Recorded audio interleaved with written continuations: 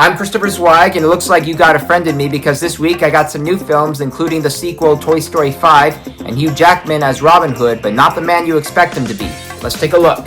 Our first movie is without a doubt Toy Story 5, and as this great Pixar sequel begins, the toy's new owner Bonnie is given a tablet known as a lily pad as a way to help her socialize with the other kids. The tablet with Greta Lee's voice is willing to upstage the toys, including Jessie, voiced by Joan Cusack, and Buzz Lightyear, voiced by Tim Allen. If you recall the last film, Woody, voiced by Tom Hanks, left the group to help other lost toys find new owners, but he comes back when Jessie ends up missing and even feels threatened by Lilypad. This sequel has a similar spirit as Wallace and Gromit: Vengeance Most Foul, which served as a throwback to one of its previous entries and an examination on the difference between technology and human connections. In this case, Jessie ends up back at her first owner's childhood home, which is now occupied by a new girl, and Bonnie eventually ends up being cyberbullied by the other kids who belittle her for still playing with toys. Toy Story 5 is now directed by Pixar vets Andrew Stanton and McKenna Harris, and also features the voice of Conan O'Brien as a potty training device named Smarty Pants, and a bunch of Buzz Lightyears who end up shipwrecked and find themselves back on the mainland in hopes of finding Star Command. It continues to show that socializing should still be done in person, and it cares about Jessie's backgrounds and Bonnie's shy but kind-hearted personality. There are a lot of contradictions, and maybe this franchise should have ended at the third movie, but I'm not made of stone, or plastic, or batteries, and I think there's still some life in the franchise. So see it to infinity and beyond.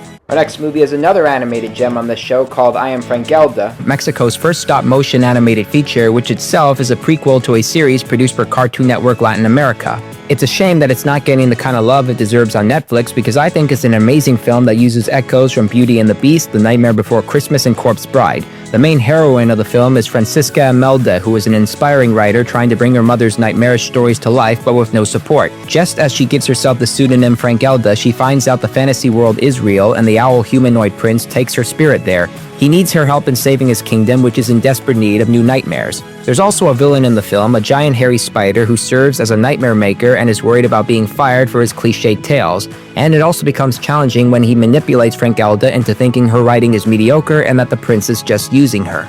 At times it's a little hard to see some of the characters because they do blend with the dark backgrounds, but mostly we can see them and they're remarkably designed with a certain Tim Burton appeal, and they sing like they're in a musical produced by him. I'm told Guillermo del Toro was a mentor figure on this project, and that makes sense considering that he brought Pinocchio to new heights a few years ago. Am Frankelda is a visual delight with memorable characters and inventive worlds, and I like how, in her blue spirit form, Frankelda makes ghoulish faces when she's angry. This is a must-see for stop-motion fans.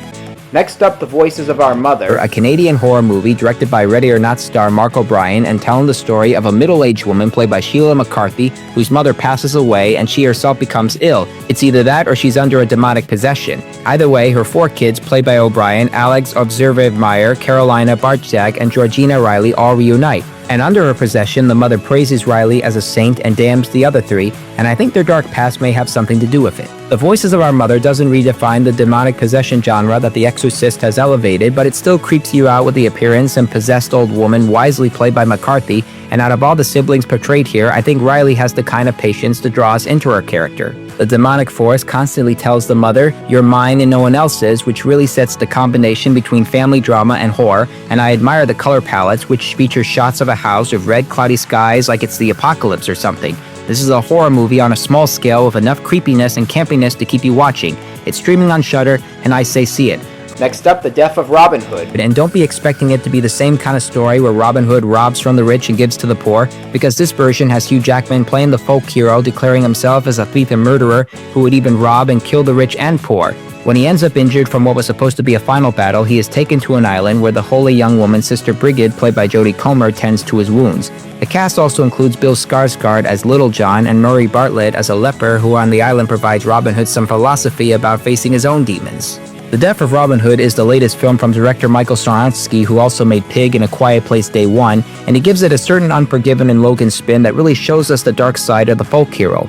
It might be difficult to understand at times if Robin's character study, but the movie makes it clear that this version has his demons, and even through his bad choices, he might have a chance of redemption, or at least keep others from making the same choices as he did. You have to give credit to Jackman as an actor, not just for his Wolverine persona, but also for the way he adds age and experience to his characters. With the right makeup and long grayed hair, he couldn't be more convincing. This is his first collaboration with the director, and hopefully it won't be the last. Oodalolly, golly, what a day it is to see something like this. And our last movie is Rose of Nevada, the latest film from Eastman director Mark Jenkin, and telling the story of the Rose of Nevada fishing vessel that disappeared 30 years ago and returns to a small fishing village. George MacKay plays a struggling family man named Nick, while Callum Turner is an itinerant worker named Liam, both of whom earn the new job opportunity of taking the boat out to sea. And so all is going well, they catch a lot of fish, and they safely return home. But there's one small hitch. They've both been transported back to 1993 when the vessel went missing. That means people think Nick is Luke and Liam is Alan, and both these men were the ones who disappeared.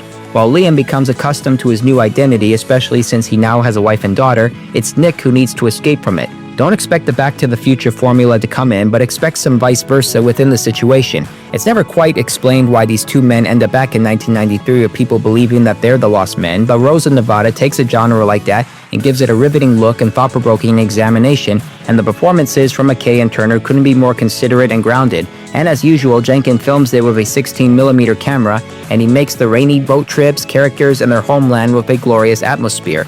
It probably won't make Obsession or Backrooms money at the box office, but it's still worthy of your time, and I hope there's an old-fashioned movie theater that plans to show it. So see it.